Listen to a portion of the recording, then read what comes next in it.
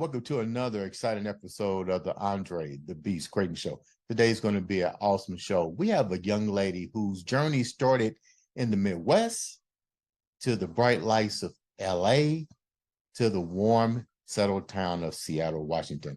We talked for quite some time on the phone, and her story is definitely one of interest. I'd like to welcome to the show, Catherine Grace O'Connell.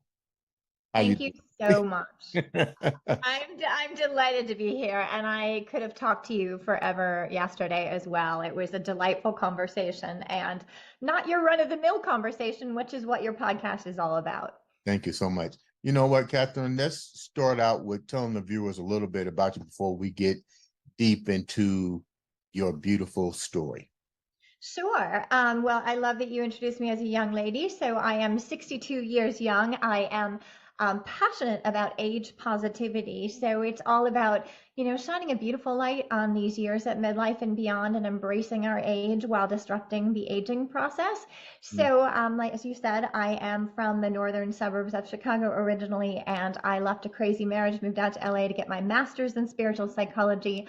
I've been on a deeply spiritual path for over 30 years now, doing a lot of beautiful inner work, and that really led to my being able to save my own life, which is the story we'll get into today, because I almost lost my life to late stage Lyme disease. It wasn't that long ago, but really came from a pretty crazy past, and all of that was really an energy that led to a lot of illness and almost losing my life, but then finding and creating a new life now. You know what? People would probably look at this particular story with awe, because it started out with a disease, something called Lyme disease. And tell the viewers a little bit about what Lyme disease actually is. Sure. So actually, if we were getting to get into a little bit more of the medical side, which is kind of interesting, if you look under a microscope, Lyme, the Lyme bacteria, is a corkscrew bacteria. It looks identical to syphilis. So it's pretty wild. It screws into your tissues and organs, and it proliferates in your system. So a lot of times people are not diagnosed like me, misdiagnosed for over 10 years. So in that period of time, it goes dormant. It screws into those tissues and organs, and it starts proliferating around your system, but it doesn't activate until certain things happen. And for me, that is either trauma or it's also antibiotics make it go active. So in which case it was in my brain. And so, but in general, Lyme disease it comes from a tick, but also now it can be spread other ways. But originally, that's how most people get Lyme disease. I ended up getting it in the Midwest. I lived right next to a forest preserve that had deer there. The deer had a tick on it, and that tick bit me and ended up with Lyme disease. But most people who get Lyme disease do not get this bull's eye rash. Only about 20% of people do. So otherwise, you just might feel terrible. Maybe it's flu-like symptoms. Most doctors end up missing it and never testing for Lyme disease. So it can be a really tricky process, and a lot of people catch it very late. In my case, I literally was a walking dead person because I had it for over 10 years by the time I was diagnosed. Wow. So let's go back. The Midwest. Woo! Chicago, Indiana. Been to Indy many times, many times. Yeah, as I said, we're pretty much neighbors. What was Yeah. it like growing up in the Midwest for you as a child? Tell me a little about your family, because let me explain to the viewers what's about to happen here. We got 30 minutes to take you into her life. And she's mentioned something earlier before she introduced herself. And she mentioned trauma, and she mentioned universal spiritual connection. Bear in mind, this is her story. So like I share with people, the audience, it's not about you. It's not about me. It's about her journey and what she went through and her experience. So let's not judge. Let's listen with compassion, understanding, and hopefully you'll walk away with a deeper sense of the human being that's on the show. So take us into your childhood a little bit. What's it like in the Midwest? Sure. So I grew up on the north shore of Chicago, originally a suburb called Skokie, and only lived there till I was about 3 years old. My father was an orphan, so he was abandoned as a child. He actually was raised at an orphanage, Mercy Boys Home in Chicago, so raised by the Catholic priests. And he had a very, very abusive childhood. He had abusive step parents that would put him back in the orphanage and ended up living there until he was 18, until he was off on his own. But I learned really later on. My father was a very angry man. He was an alcoholic. There was a lot of abuse in my childhood home. And unfortunately, I also personally experienced sexual abuse. So that when I talk about trauma, trauma is really obviously many of us have trauma in our lives. Trauma can be a car accident, trauma can be sexual abuse, trauma can be everything in between. So, Mhm. trauma really means that it's an experience that happens to us where it's traumatic. So, our conscious mind bypasses it and it gets pushed into our subconscious and oftentimes comes out later on. But this was my experience growing up in Chicago. And so, I did not have a normal, happy, healthy childhood. I didn't get, all that love and nurturing and a really strong sense of self. So when you are sexually abused, what I learned through a great deal of therapy was your immune system is the boundary of the body. When you're sexually abused, that boundary is gone. So you're energetically wide open to all kinds of things, not to mention that then my personal story and the story of a lot of people who have walked that path, you have a very different sense of yourself because as a young girl, as a child, you tend to blame yourself for things that happen, Mhm. particularly these things with your parents. So I took that on. Obviously, this is not conscious, very subconsciously, but I had a terrible sense of self-worth from this experience and going through life. And I continued to sort of replay this, attracting other situations into my life that kept showing me how bad I was because that's what I believed. And that's the things that happens to us in life and traumatic experiences and anything like that. We tend to wrap a story around it. And that story, ultimately, if we wrap it enough, tell ourselves it over and over, it becomes us until we decide to consciously really get to the root of it and unwind that story and create a new story, a healthy story going forward, which is really my story. When you talk about trauma on any level, it usually doesn't manifest until another part of trauma comes in. I call that the skeleton in the closet effect. Mhm. Let's go back a little bit. You talked about your father and your mom.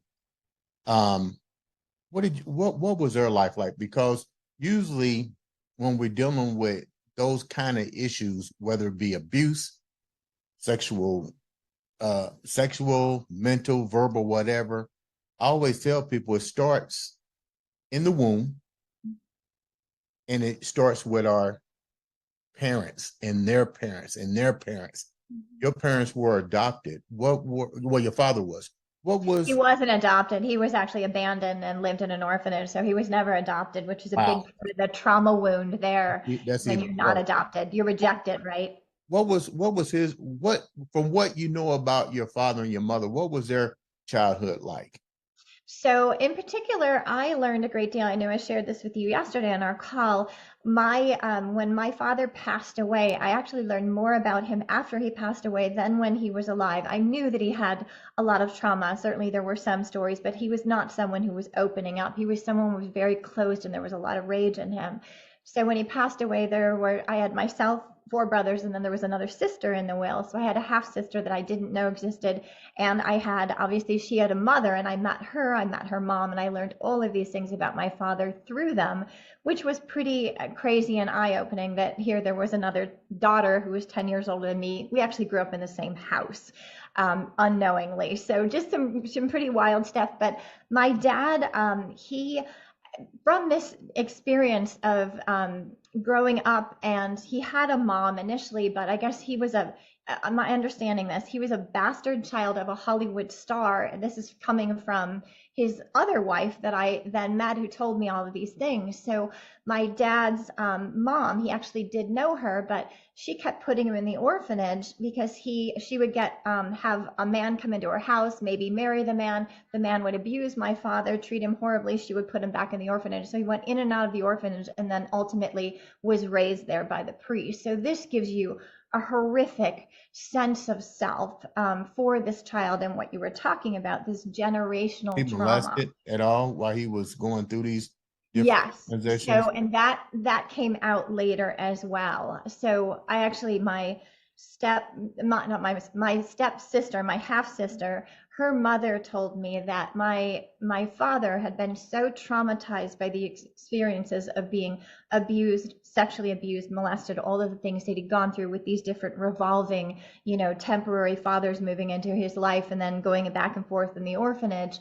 When he was 13 years old, he got into a truck and he ran over his stepfather and killed him. I had What? no idea this happened. Yes.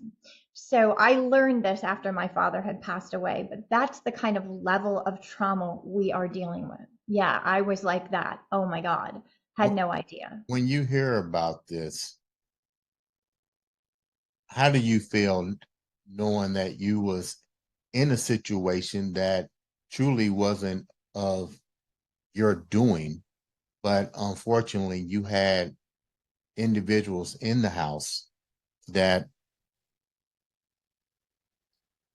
caused the confliction on you? Was it confliction on your other brothers and so? Because you just found out about the sister. Was there any abuse with the with your brothers?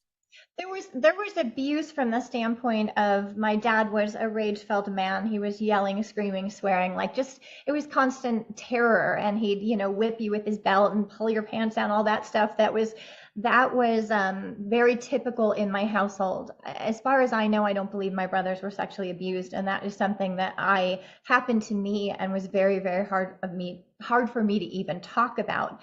And so I know I shared with you on the call yesterday, one thing that helped me a great deal was going through some really good therapy and understanding that when someone, particular child, is sexually abused, they have this compulsion to do it to somebody else at the very same age. And so I had an innate amount of compassion, not necessarily when I was, 3 and 4 years old when this was happening, but later on, really, I knew my father was in so much pain and I knew that he couldn't help himself. But to really understand that from a psychological standpoint, Mhm. that he really couldn't help himself.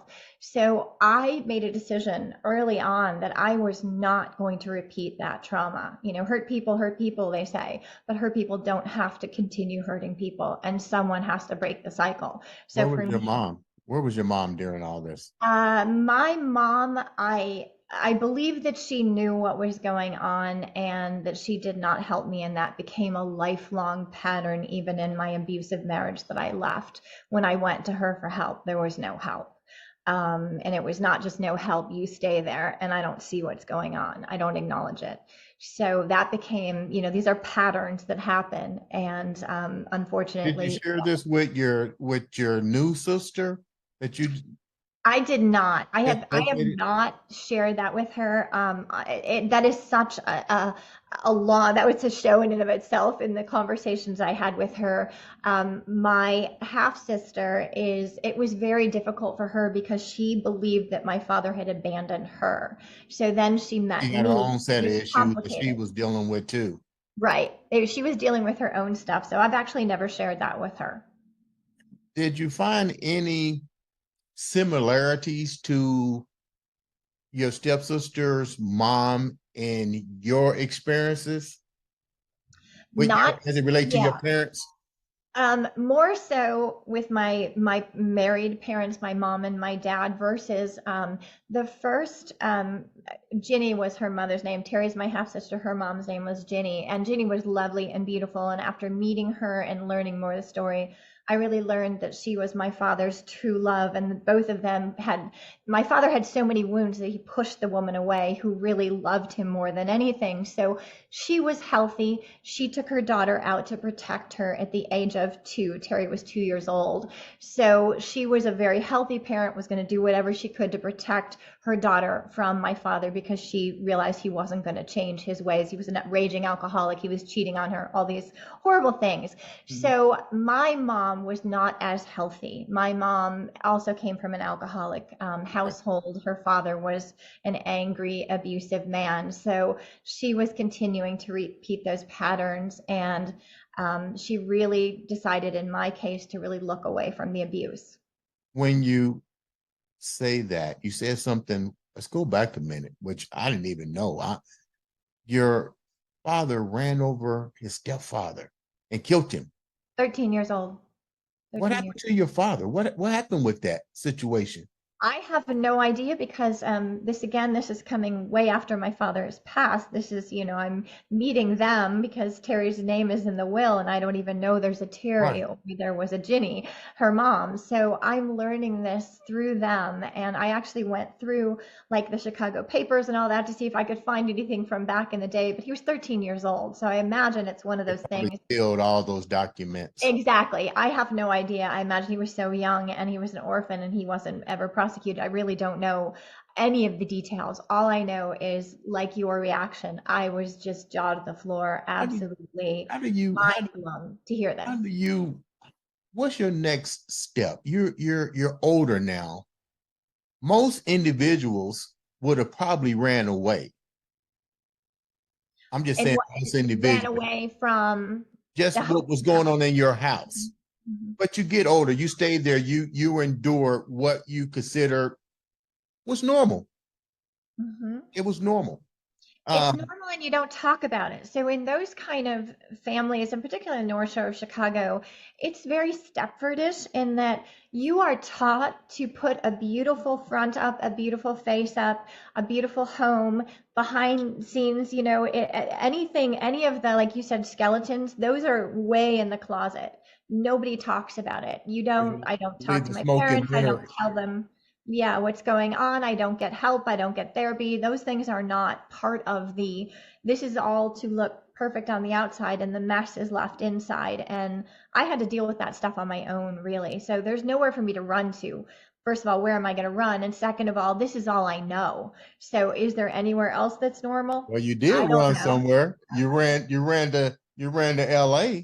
I was a lot older and leaving a messed up marriage, but I had more jump to go through before I was really old enough, wise enough, and to be able to not be so terrified. Because I know in our conversation yesterday, you asked me why didn't I leave my marriage? Because my marriage was And let's talk it was my about your childhood marriage. on steroids. Let's Pardon talk me. about let's talk about your marriage. The first marriages. You live in a situation, you still haven't sought help. You know norm, the normal is what you've been exposed to. So you get into it because most times that carries on into our first relationship. How did that transpire for you? So of course I married my childhood on steroids. So I married a very abusive man and who presented certainly not to be abusive. And then he got me and, reeled me in, rushed me down the aisle and we were married really fast. And it was pretty abusive from the get-go. But I also then within a year I was pregnant and, I had a child and then had my second child. So in those situations, I was definitely attracting a situation that was very similar to my childhood marriage. My parents had, a not a loving marriage. There was a lot of yelling and screaming and swearing in the household. They had separate bedrooms. My dad was an alcoholic. Of course, I married someone who was an alcoholic. Like just repeating, not consciously, these are energetic patterns. So this is something I am unconsciously comfortable with. So I've attracted someone now who only reinforces this image to me that you're worthless. And he would literally say that you are a worthless piece of fill in the blank, day in, day out. And so I, um, I did the best that I could to raise my children by putting them in a little bit of a bubble and not letting them know what I was dealing with. I was keeping that sort of compartmentalized and separate, kind of like what I learned growing up. And I stayed until I couldn't stay anymore. I literally broke in two, and it was my doctor saying, "You don't get out, you're not going to make it." So that's what caused me to leave after 20 years. You you married a well-known individual. We don't have to mention his Mhm. name. That's, but you married money. It's I called what didn't it marry is. money. I married a name. I didn't marry money. Yeah. Okay. Right. Yeah. We'll separate the two. The family, yes, they were a big name, and there's a lot Yeah. of money in generational wealth and all that. Yeah. But there's different family members, and the family that I actually married into had spent most of their money. They lived big. They always lived big. Right. So yeah, so there wasn't a lot of money when I got married. I didn't marry for money. You didn't you Yes, didn't see no signs ahead of time before 22 years. You didn't yeah. see some signs or symbols, red flags There were, prior. yes, there were some red flags. They did not get gigantic like you'd wave in front of a bull until after the marriage. So there were definitely some red flags, but there is again, understanding psychology. The person who I married put out a really charming front. There's this whole persona in order to get what they wanted. He wanted me. I checked all the boxes, and but the real abuse didn't start until after we were married and after I got pregnant. So What it's did he like, want from you? You just mentioned that. He checked the boxes. Now that you look back, what was he checking off his box that he needed in his life? Because evidently he didn't need you because he degraded you and so forth. So what was the check marks that he checked to even get you? so he had been married before, first of all. So he'd been divorced for 10 years when I met him, and he was still carrying the rage and anger of this first marriage and his first wife cheating on him within 6 months, 10 years later. So that's the person that I'm marrying, first of all. So, and not really understanding this. So he had been single for 10 years now. And I looked the part, okay? He'd say, "You're high profile, you're this, you're that." So I looked really good. I would make that perfect little wife on the North Shore of Chicago. I would create the perfect little children. I would create the perfect little home. And he would go to work and live on the golf course and never be part of any of it. Of course, I didn't know any of that. There's no understanding of that ahead of time. I actually thought he'd be this great dad, and I was like, whoa, pretty surprised that I had no husband and no father for my children the whole time. So, but I filled a mold. He could now be married, have children, live in the right suburb, have the right home, the right wife, the right look of everything, but he was never there part of any of it from really day one of my having children. Let's go a little bit further than that. I have good memory. You had a recurrence of an old friend called Lyme. What was that like living with him, having your kids, and now having this dormant illness show its ugly face again when you're already dealing with the trauma in your household, marriage, kids? Now you got a life-threatening illness resurfacing itself. So the diagnosis of the illness didn't come until after I'd left the marriage and I'd moved to LA. So I was in and out of the hospital though during the marriage. So during the marriage, I was really sick. I looked like this, and I would go into the doctor and they'd say, "It's all in your head." And I'd be like, "No, I mean, these things are really happening to me." So, and then I would have, spinal meningitis. I would have my colon resectioned. I would have surgery upon surgery to major illness, on antibiotics constantly, in and out of the hospital and the doctor's offices. So, but I was never formally diagnosed with Lyme disease until I left the marriage. And that is when I saw a doctor who was the doctor of last resort and saw a lot of people with Lyme. And she put together that I had two cases of spinal meningitis that were 10 years apart. And that is a very common complication with Lyme disease. So I had my first case of spinal meningitis when I was married. I had 11 spinal taps all by myself. I'd have to find a way to the hospital myself, sit there and have spinal taps by myself, get a ride home by myself, have surgeries by myself. I never had a husband with me for any of it. He would Where was he literally at? Where was he at? he would leave me to die. He would say, "See you going to play golf." So, and leave me to die. Where were So your that kids? is the Where were your severity. kids at? They Where, were there. They were there. They were not old enough to take me to the hospital or really to understand. I wasn't going to go tell them your father is going to the golf course while I'm dying. But I would certainly call friends or call family members to come help me because yeah, I almost died a number of times when I was married. what were your friends saying during this time? At least you had a somewhat of a support. Didn't they ask you, okay, where in the hell is this husband of yours? Why ain't he watching his kids? And more importantly, why isn't he in the hospital with you when you're about ready to die? It's interesting, when I shared with you yesterday, like I would tell my mother all of these things, or my brothers, nobody would ever say a word to him. So this is the frame that I'm coming from, right? So I had one friend that was the one who would call my doctor and help me and find a way to the hospital, but she also was in an abusive marriage. Our joke was our husbands like were friends because each one of them made the other one look good because they were both sort of the worst of the worst. But this is what I was dealing with. So I have a framework of being raised in a family that is not going to see my abuse, is not going to help me in any way. And then I have my best friend who's also being abused, and certainly other people knew, but not necessarily to the same extent. It's not like I'm going out there and telling everyone, my husband's left me to die, help. A lot of times this is the model where I would just keep it inside and tell the people closest to me. But again, my family isn't looking at me and helping me or won't say a word to him. Because your family's probably used to the norm, and that was norm to them. They're used to the norm. And you know what?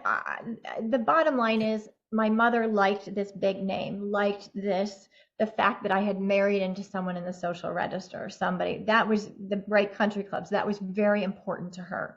And so I can't understand that. I can't relate to that at all. But that is what I was dealing with. And so it was, I'm going to look away. You stay in that marriage no matter what. Wow, that's crazy. But unfortunately, you did have a life death experience during these moments of your life. Take the viewers down that and what that was like, because you're one out of a million, I would say, that had Yeah. this experience. It's so yeah, there are not many people. So Okay. on this is fast forwarding. I left, Chicago, gosh, in the spring of 2011, and this is now spring of 2014, and I'm diagnosed with late stage Lyme disease. And I had been having a major 2 weeks in the hospital not long before this, my second case of spinal meningitis right before then. And so by the time I was diagnosed, it took 4 months to get a diagnosis. By the time I was diagnosed and I started treatment, I was having full body seizures. So they were 3 to 8 hours a day. That entire year, I was bedridden. I couldn't do anything for myself. I went down to under 100 pounds. I'm 5'9", over 30 pounds less than I have on me now. And Cedar-Sinai last right, all my organs shutting down. And so by 11/11/14, so I'm diagnosed in March of 2014. By 11/11/14, I'm having a near-death experience. So it's Hey, that Catherine, hold fast. that thought for a minute. There's a question I want to ask. All this time, what kind of tests were performed on you? And before we go back to 11/11/14, how do you feel about the fact that this, with the technology, MRIs, CAT scans, blood work, nobody could treat this or diagnose you with this until this? How does it make you feel? Let's go right there. You know what? It's a very common experience for women in particular, and let's say women who don't come from healthy backgrounds, because then you don't necessarily assert yourself properly, right? So not to me to blame, but to say this is again that ongoing pattern of not being believed or heard. So it was doctor upon doctor upon doctor upon doctor, basically dismissing things or just treating a symptom, but never looking for the root cause, that here is someone who is constantly sick, constantly having surgery or in and out of the hospital or on antibiotics, always, always sick. So first of all, there's abuse. So definitely didn't even see that.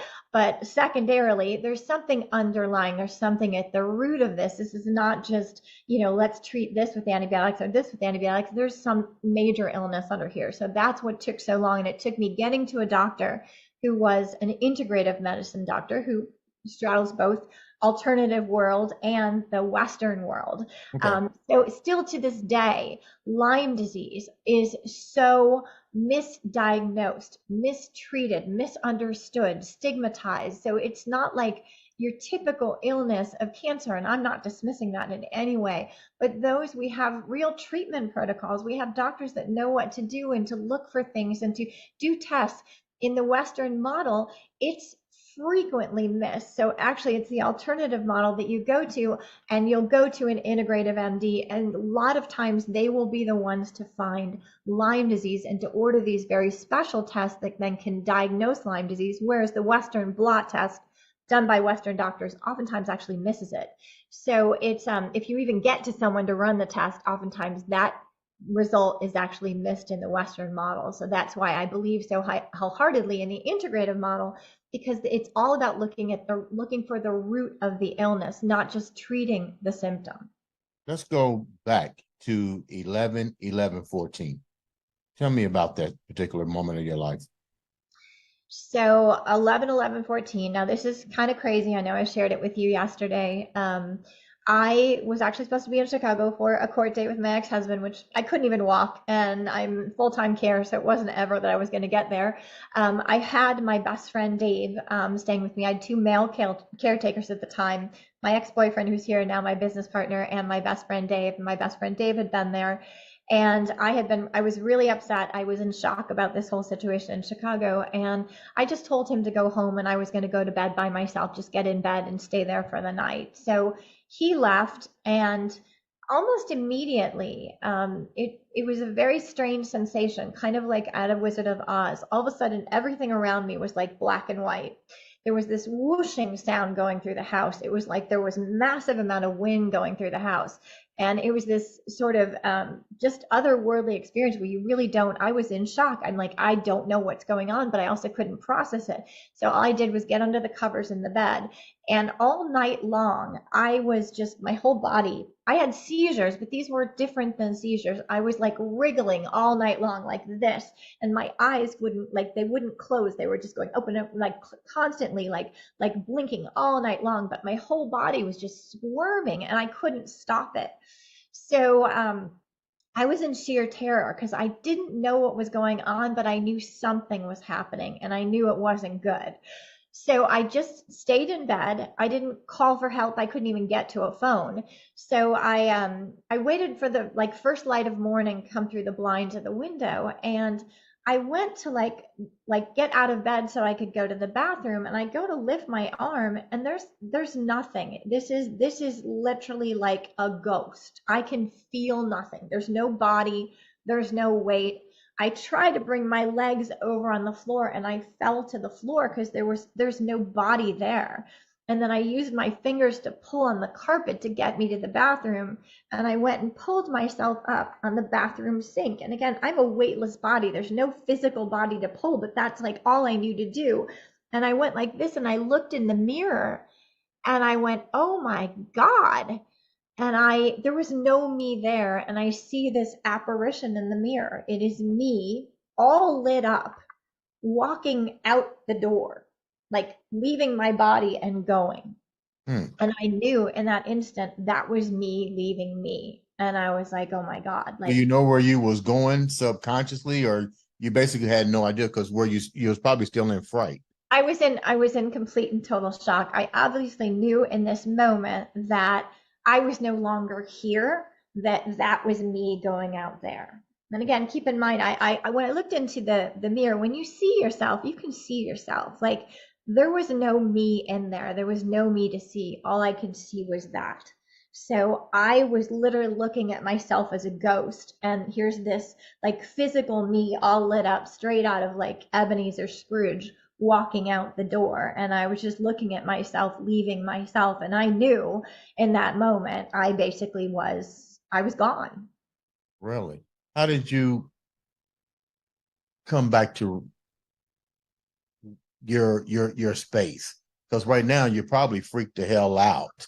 I was freaked to hell out, and Michael, my business partner, happened to call on the phone, and I grabbed the cell phone, it was on the ground, and I grabbed the cell phone, and he said, "Oh, how are you?" And I just said, "I'm not here, I'm not here, I'm not here, I'm not here."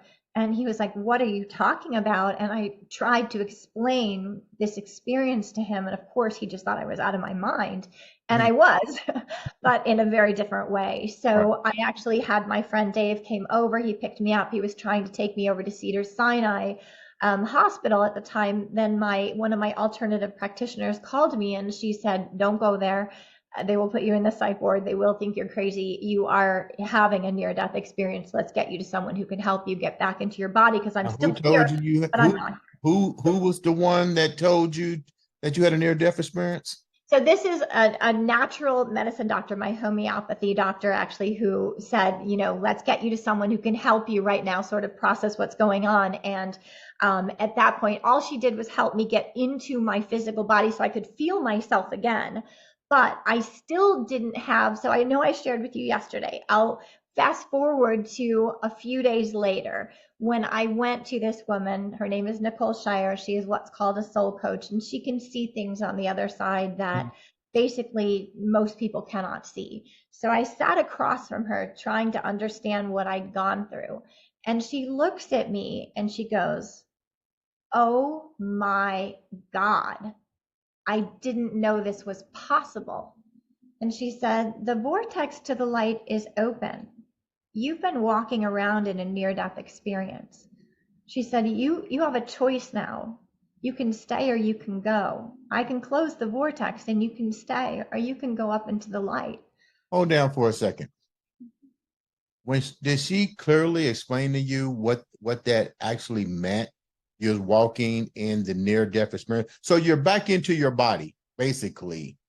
I'm back in my body, but this other person who helped me just get back into my physical body didn't have the ability to see that literally there's a vortex to the light. So when we die, this is all explained to me after this. I've gone to other people to really understand, process what happened to me. So when we die, the vortex of the light opened. There is a magnetic pull that pulls out your soul within 30 seconds to a minute. And that is in general all a human being can resist. There's no ability really for me to have gone through what I went through. So this woman who closed the vortex for me helped me to understand that I was a special soul. No one is supposed to be able to really endure that. This magnetic pull is too strong to pull your soul out of your physical body. And my physical body was extremely weak, but I was meant to be here and have this experience. So she said I was an uber soul, and this uber soul here to bring the light. And that's when I told her, to close the vortex and I would stay here because obviously there was some bigger reason for me to be here. But at that time, I was still really in shock of all of this and trying to process that. Okay, how many people get this choice? Okay, you can live or die. There's the vortex of the light. You're walking around near death experience. In a second, you can be up in the light, or I'm going to close it and you're going to stay here. But I don't even know why you're here. So it's a pretty Did she crazy explain experience. to you? I know that had to be a lot to try to comprehend at such a after going through what you just went through. More importantly, the individual that found you and took you, what were they saying? Were they there as part of this awakening and what she was sharing with you? How was they viewing what she was saying? And are you talking about when I first just got back into my physical body Yeah, before I went to Nicole? So, yeah. the people that I was with couldn't see any more than I could at that point. I had no idea. I knew that I had gone through a near death experience. I certainly had no idea that I was walking around in it. In Mm. other words, I just thought my soul was trying to leave. It came back. I couldn't feel me. And so she helped me get in my physical body.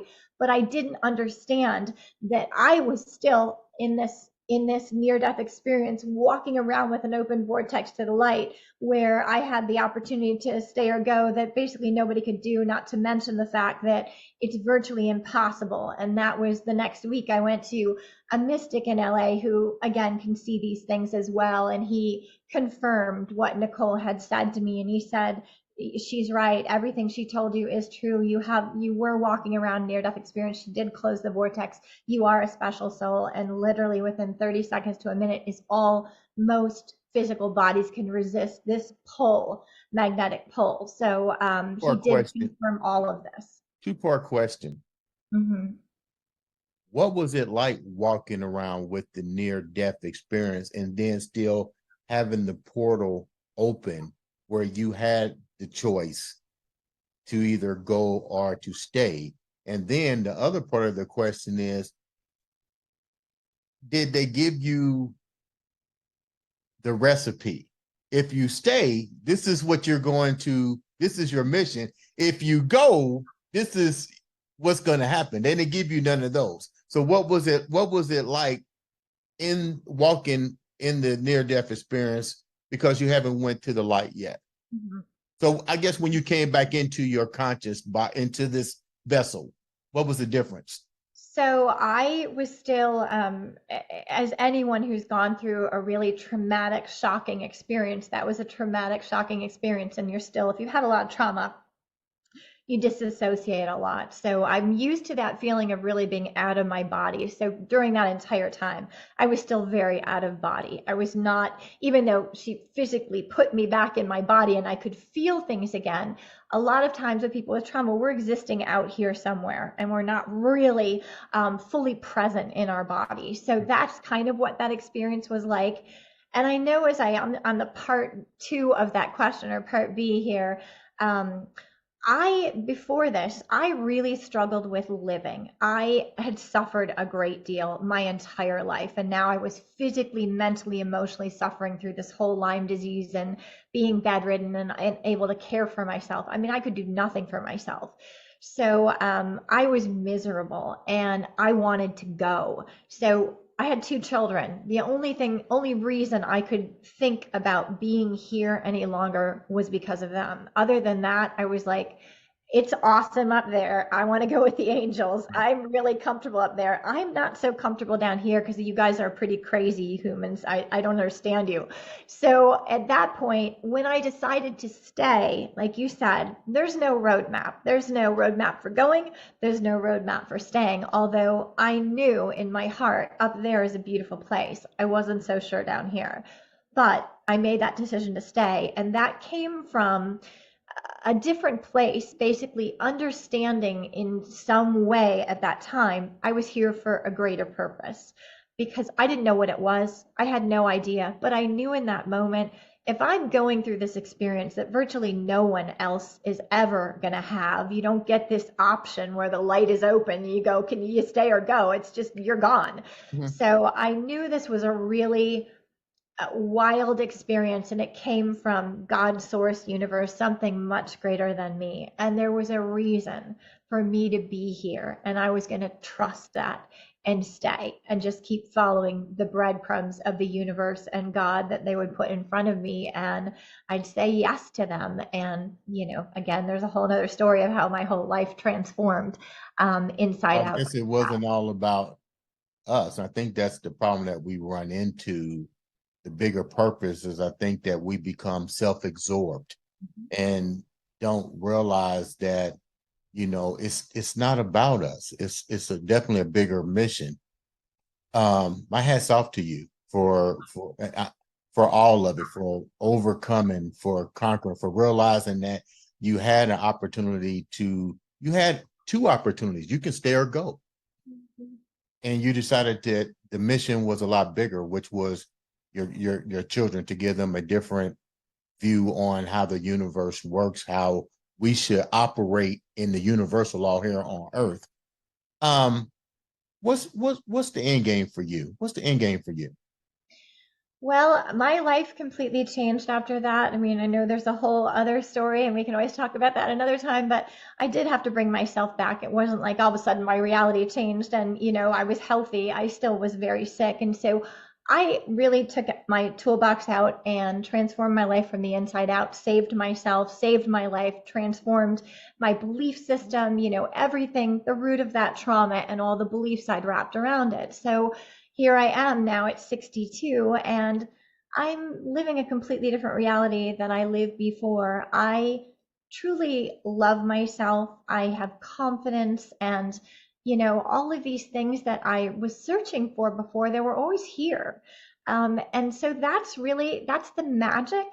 All of these things are just beliefs. They're things that we take on when we're disempowered or lacking self-worth, all these things. We come into this world, these beautiful, innocent beings, and we have all of these things and we lose them over time. So these years at midlife and beyond are a beautiful time of self-discovery, a time to go in and to find all these gifts. I have all these gifts that I didn't know existed. I'm creative. I didn't know I was creative. Like all of these things that I've unwrapped and unpacked and unwound these stories. So now I share this with others.